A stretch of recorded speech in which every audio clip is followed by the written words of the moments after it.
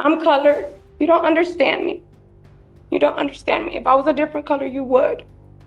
And it's true. That's so It's not. so true. It's so true. And you know this. You know what I'm talking about. I call out discrimination when I see it on a daily basis, ma'am. I don't care who it is. I don't care what color. If they're a small farm animal. I don't care. I call it when I see it. When excuses don't work, some defendants pull the race card, but Judge Fleischer isn't having it. Ms. Gill, facing multiple felony charges, including assault on a peace officer, injury to a child, and failure to stop after a crash, tries to shift the blame. But when she accuses Judge Fleischer of racial bias, things take a wild turn. The judge, known for calling out real discrimination in the justice system, shuts her down instantly. I call out discrimination when I see it, no matter who it is. Will Ms. Gill finally take responsibility, or will this meltdown cost her even more? Let's dive into this explosive courtroom moment. You want to talk to me real quick? Yes. Oh. Well, it's not going to be quick. So, It's okay. okay. I'm here When on is it ever quick anymore? Miss Gill. She's set for a bond today, and She in so custody? she is. Yes, Your Honor. And she has one pending felony, but she's out on a bond for that one already. She just has no bond set in this case. I see bond sets. I see the FSGI is at 1,000. Yeah. Okay. I talked It to must have just gotten set. I don't know. Okay. Is it a PER bond? No. It's a Okay. show. Okay, then if we could review it today, is that possible? Absolutely. Do Okay. you mind, Deputy Etchigon, do you need a translator? No. Do you mind me bringing up Ms. Gill?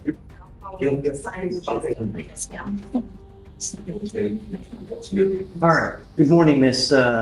Gill. Good morning, Your Honor. I wanted to bring you out because we're talking about you, and it's only fair that you get to hear what's transpiring since these are your cases. Yes, sir. I want you to know, I don't know anything about your case. All I know is that you've now, as of 3/26, yesterday, you picked up a failure to stop and give information. What happened? Or, well, hold on. You have the right to remain silent. Anything you say can or will be used against you. Okay, good.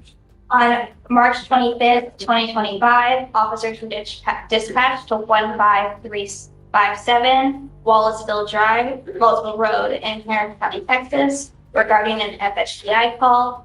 Upon arrival, the officer spoke with the complainant, who stated that she followed the defendant after the defendant's vehicle hit her twice and failed to stop and give information. The complainant stated that she was driving southbound on the East Sam Houston Parkway, and the defendant failed to drive in her lane and sideswiped her, causing the vehicle damage to the right side panel of the defendant's vehicle. The complainant stated that she blew her horn several times for the defendant to stop, and the defendant refused. The complainant followed for approximately 3 miles to 15242 Wallaceville Road, and the complainant and the defendant exited their vehicle, and the complainant told the defendant that she hit her vehicle and needed insurance information. The defendant then told the complainant no, and that she was getting something to eat. The defendant went inside the business, exited, and then entered her vehicle and attempted to drive away. The complainant blew her horn several times to get the defendant to stop and told her the police were coming, but the defendant ignored the complainant. The defendant then began to put her vehicle in reverse and proceed backwards, hitting the complainant's vehicle a second time. The So complainant. are you telling me that now it was intentional? Sure. The complainant moved her vehicle to avoid being hit and followed the defendant. The complainant flagged the police down to identify the defendant as the person who struck her vehicle. The estimated damage from the complainant was around $4,000, and the defendant stated she didn't stop because she was hungry and colored. And what? Colored. Oh, Yes, Your Honor. can you look up to see if she has a valid Texas driver license? Yes. Ms. Gill, I want to find that there is sufficient probable cause to go forward with your case. Not only are you on a felony probation for assault of a peace officer, not only are you on felony probation for injury to a child under 15, but you pick up, after both of those, an evading arrest in a motor vehicle, and now an FSGI. I am taking away your privilege to drive. You will now be signing an affidavit with me today, promising me you're not going to drive. I don't give a rat's behind what your excuse is. If I find that you drive in violation of this affidavit, I will have a contempt. I can have a contempt hearing. I can have a contempt.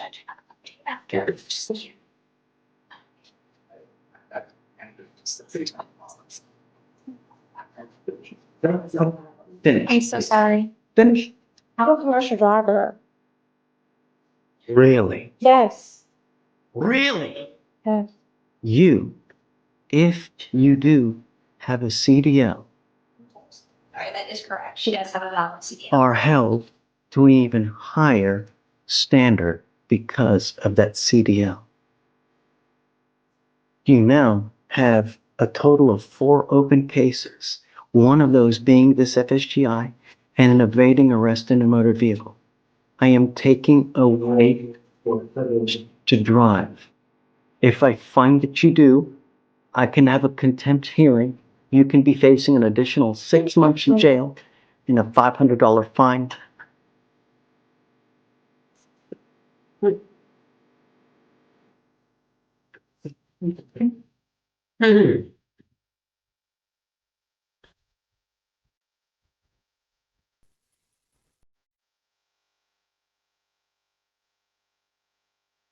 I truly am at a loss with the attitude. Okay. Truly. Okay. In this case here, not only do we have an FSGI, but it's also alleged that you backed up and hit the person intentionally. Because allegedly hungry. So now, this is an affidavit, and I hope that you take it seriously. Because if you don't, there will truly be disastrous consequences. Ms. Gill, I want you to understand that I'm going to do everything in my power to protect my public at all costs. Do you understand? I understand you, Your Honor.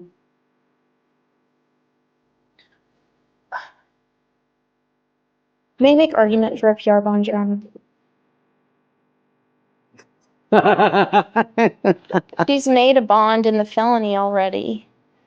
And even with the affidavit to not drive, I expressed to her that that was a possibility of a bond condition. I've spoken with her. She has family members who can help her get to and from court. She's a single mother of 2 children.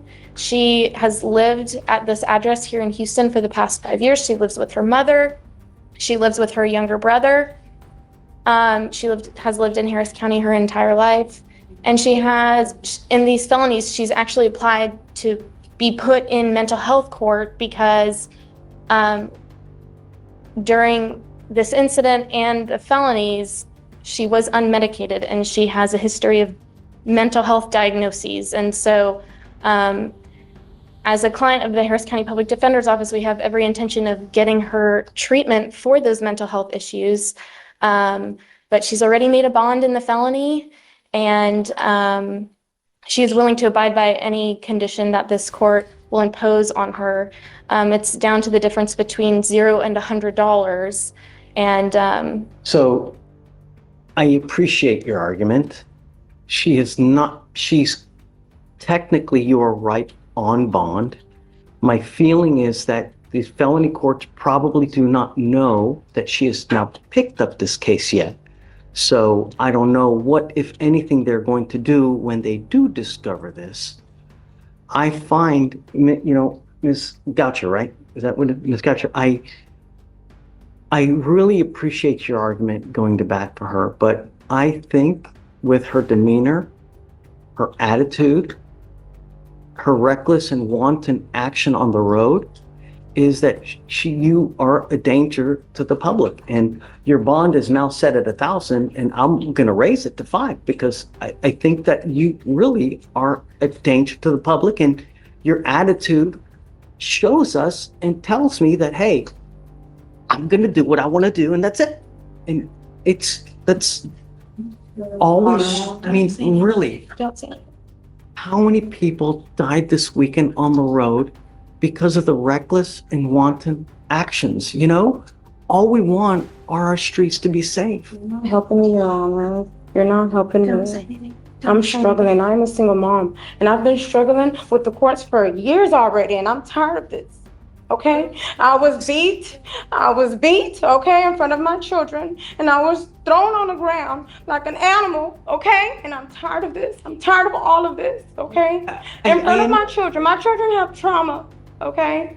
And I have no insurance for the medication, and I have not been on the medication. I'm trying to get the insurance to get on the medication. Ms. Gill, Okay. I understand that, but at some point, your actions become your own, right? You don't understand. I'm colored. You don't understand me. You don't understand me. If I was a different color, you would. And it's true. That's so It's not. so true. It's so true. And you know this. You know what I'm talking about. I call out discrimination when I see it on a daily basis, ma'am. I don't care who it is. I don't care what color. If they're a small farm animal, I don't care. I call it when I see it. The only thing, because I don't know them. The way I get to know them is paper. And they tell me what happens in the case. And from what I see here and what has transpired here within the last 10 minutes. Really? Officer Harris did not read me my rights. Well, I will let They've been mishandling me like this for years already, okay? I have the right to tell you this. And I'm telling you, she did not read me my rights. She just shoved me behind the officer car. I did not get a voice to speak out anything. Yes. She just brought me to jail. You guys speak about that. I'll tell you, look, here's what I'm gonna do.